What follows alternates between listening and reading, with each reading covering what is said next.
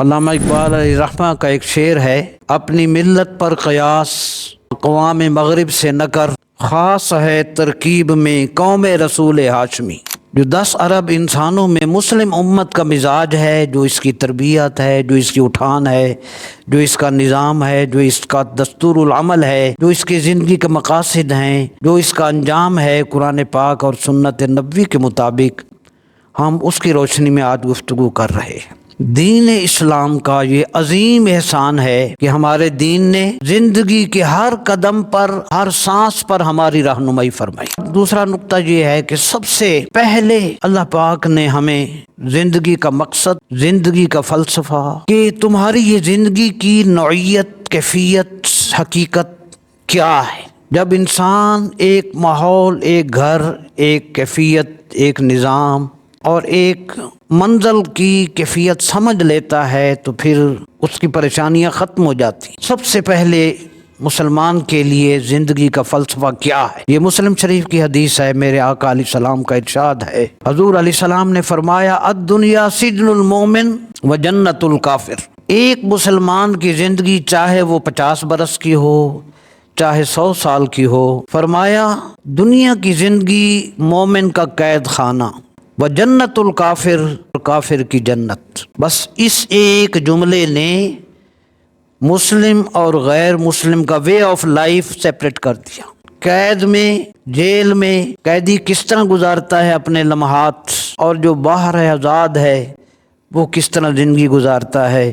بس بندہ مومن اور کافر کا فرق یہ حدیث واضح کر چکی۔ اس کا مفہوم یہ ہے کہ گویا مسلمان اپنی ساری زندگی اللہ کے حکام کے مطابق اور کافر اپنی مرضی اور خواہشات کے مطابق زندگی گزارتا ہے۔ دوسرا، پورے قرآن کریم اور احادیث مبارکہ میں اللہ تعالیٰ نے اور نبی علیہ الصلوۃ والسلام نے حکمران کے لیے اور پبلک اور رعایا کے لیے بالکل کلیئر واضح تعلیمات عطا کی ہیں۔ اس میں پبلک اور عوام بھی ان تعلیمات پر عمل کرنے کی پابند اور حکمران بھی پابند۔ تیسری بات یہ ہے کہ ہمارے بنیادی عقائد، ان بنیادی عقائد میں سے توحید، رسالت، ملائکہ پر ایمان، کتابوں پر ایمان کے ساتھ ساتھ وبالآخرۃ ہم یوقنون، آخرت پر ایمان۔ تو یہ 5 بنیادیں ہیں ہر مسلمان کی، ان میں آخرت پر ایمان یہی انسان کو ٹریک پر کرتا ہے،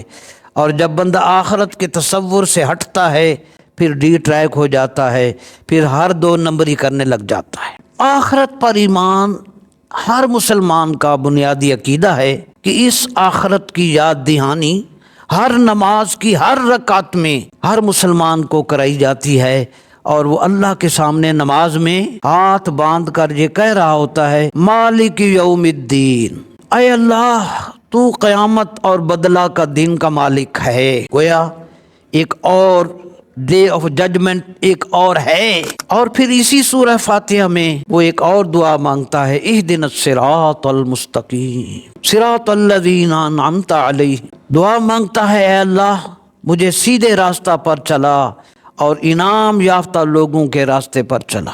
اور آگے کہتا ہے، غیر المغضوب علیہم ولا الضالین، اور جو لوگ اس دنیا میں گمراہ ہیں اور جن لوگوں پر اس کائنات میں تیرا غضب نازل ہے ہوا، اللہ ہمیں ان سے بچا، ان کے راستوں سے ہمیں بچا۔ اور خود کہتا ہے آمین۔ آمین کا معنی ہے یا اللہ ایسے ہی ہو، یہ میری دعا قبول۔ یہ روز کی ہماری تعلیمات ہیں، روز کا ہمارا سبق ہے، جو ہم میں سے ہر مسلمان نماز کی صورت میں اللہ کے آگے دہراتا ہے اور اللہ سے دعائیں کرتا ہے۔ تو ان تعلیمات کی روشنی میں مسلمان کو عقیدہ آخرت کا سبق یاد کرایا جاتا ہے، بار بار اس کو یہ رپیٹ کرایا جاتا ہے۔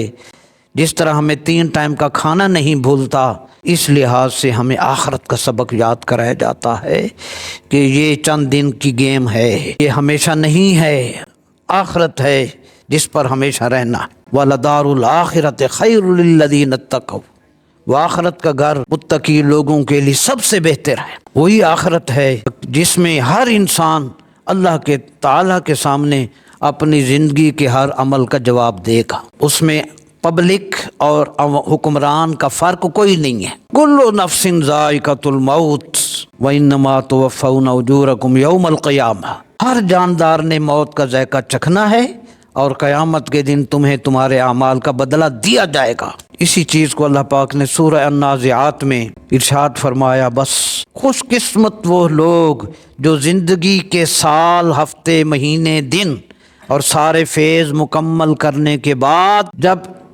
ان کی رخصتی اس دنیا سے ہوگی اور پہلا قدم انہوں نے عالم برزخ میں جو ہی رکھنا ہے۔ اب سنیے، میں نہیں کہہ رہا، ہمارا قرآن ہمیں تسلیاں دے رہا ہے، اس لیے جب یہ آیتیں پڑھتے ہیں تو یہ دنیا کی تکلیفیں کچھ نہیں نظر آتی، چھوٹی نظر آتی۔ قرآن کریم کی آیت ارشاد باری تعالیٰ ہے، وَأَمَّا مَنْ خَافَ مَقَامَ رَبِّهِ وَنَهَى النَّفْسَ عَنِ الْهَوَىٰ فَإِنَّ الْجَنَّةَ هِيَ الْمَأْوَىٰ، اور جو اپنے رب کے سامنے کھڑے ہونے کے تصور سے ڈر گیا کہ مجھے سامنے جانا ہے رب کے آگے، جو اپنے رب کے سامنے کھڑے ہونے کے تصور سے ڈر گیا اور اس نے نفس کو گناہ کی خواہش سے روکا، فَإِنَّ الْجَنَّةَ هِيَ الْمَأْوَىٰ، تو بے شک جنت ہی اس کا ٹھکانہ ہے۔ دنیا کا آخری سانس، دنیا کی زندگی ختم، بس پھر دوسرا سانس انشاءاللہ الرحمن، دوسرا سانس جنت ہی میں جا کے مسلمان لیتا ہے۔